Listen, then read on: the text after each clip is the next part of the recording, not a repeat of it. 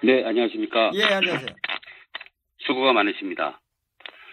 예, 예. 지금 3.1절 태극기 집회에서 이모저모 논란이 많은 것 같은데요. 예. 3.1절 태극기 집회가 서울역으로 하나가 되어야 하는 이유에 대해서, 마땅한 이유에 대해서 잠시 말씀드리겠습니다. 예. 네, 시작하겠습니다. 사랑하는 동지 여러분, 태극기를 드셨던 태극기 시민 여러분, 태극기 집회는 이벤트가 아닙니다. 태극기 집회는 일회성 퍼포먼스 또한 아닙니다. 태극기 집회는 어느 개인이나 집단의 돈벌이도 아니고 지방선거용 표 구하기 위한 마케팅 도구가 되어서는 절대로 안 된다는 것입니다. 태극기 첫 집회가 열렸던 지난 2016년 11월 19일 서울역 광장을 여러분들은 기억하고 계십니까?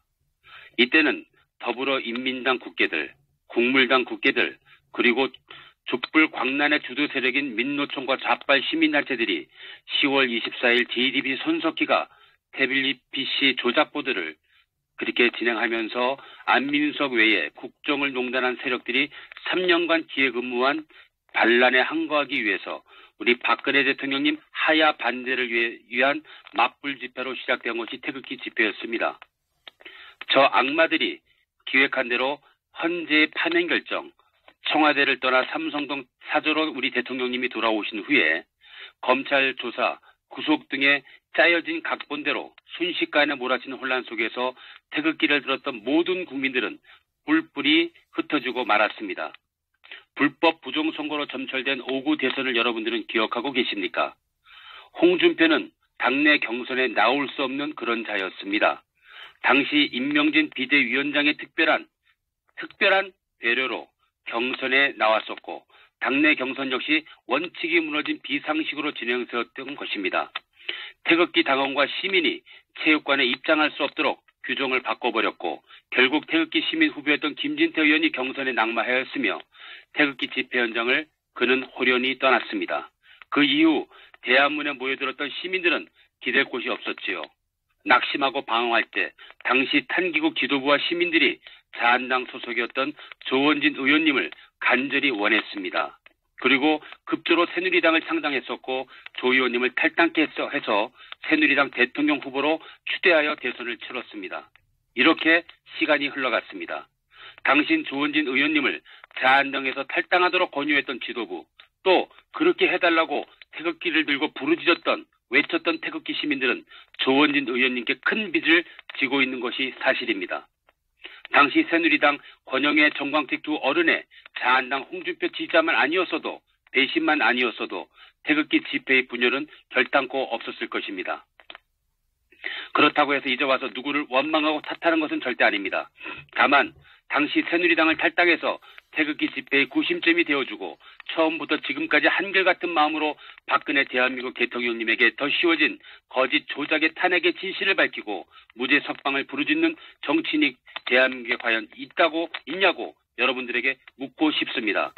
2017년 1월 25일 우리 박근혜 대통령님께서 정규제 주필과의 대담을 통해 하셨던 말씀을 기억하십니까?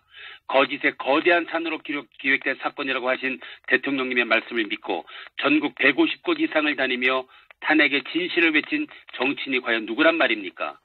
14일의 단식 투쟁으로 사투를 벌였고 트럼프 대통령 방한 당시 국회에서 그리고 세종로에서 죄 없는 박근혜 대통령을 즉각 석방하라. 한미동맹 강화에 티켓을 들고 시위하며 대한민국 우파가 결코 죽지 않았다고 알린 정치인이 과연 누구란 말입니까? 문재양 G4파 일당이 북계와 단일팀을 꾸리고 현송월 기생 잡년이 우리나라에 와서 온갖 여시짓을 할 때 김정은 돼지 새끼와 인공기 한반도기 화형식을 했던 정치인이 과연 누구란 말입니까?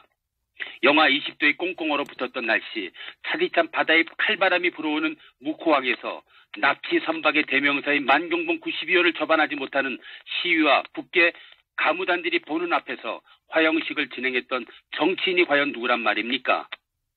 반면 지금 광화문에서 연합집회를 하자고 주도한 세력이 어디입니까? 문재양 일당이 여적질을 하고 북계 쓰레기 같은 인간들에게 굽신거리며 온갖 아양과 추태를 부리는 이자들에 대해 입 쳐닫고 있는 자들과 어찌 비교할 수 있겠습니까? 그래서 말씀드립니다.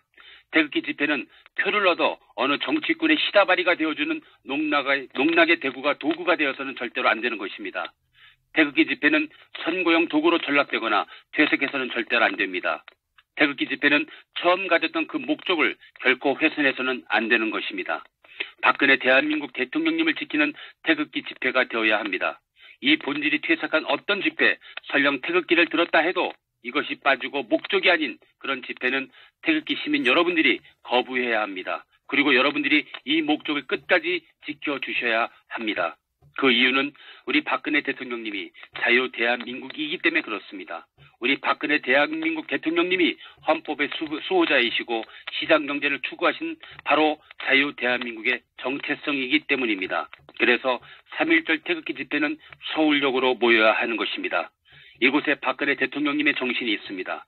자유 대한민국의 정체성이 있으며 자유통일 대한민국의 미래가 서울역 집회에 있습니다. 또한 1년이라는 시간이 넘도록 애국민들의 눈물과 한숨과 절규가 있고 3.10 사태 때 유명을 달리 하신 애국 열사님들의 한과 그 정신이 우리 서울역 태극기 집회, 대한애국당 태극기 집회에 깃들여 있는 것입니다.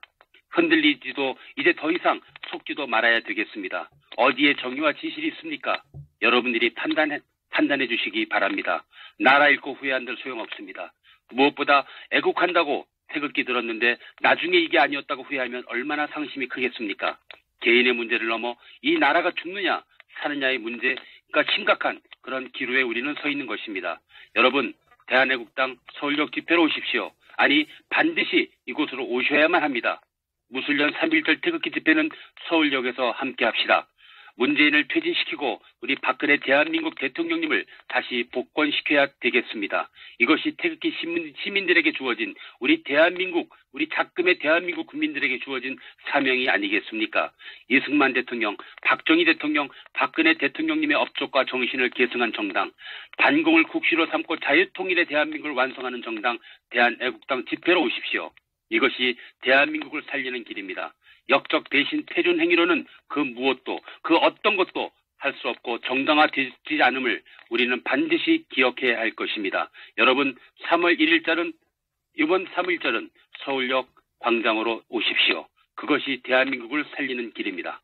네, 이상입니다. 예, 수고하셨습니다.